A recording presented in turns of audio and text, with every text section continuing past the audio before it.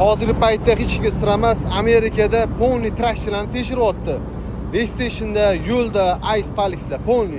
Mana parkinglar bo'shab yotibdi.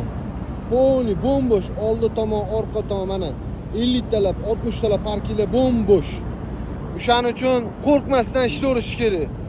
Qo'rqqani boltasi sinsin, короче. Bor dakansa ishimiz. Chunki o'zbek biz ishlaydigan insonmiz. O'shaning uchun gazini bosish kerak, trakda ishlash kerak. Qo'rqmas kerak. Inshaalloh hammasi zo'r bo'ladi.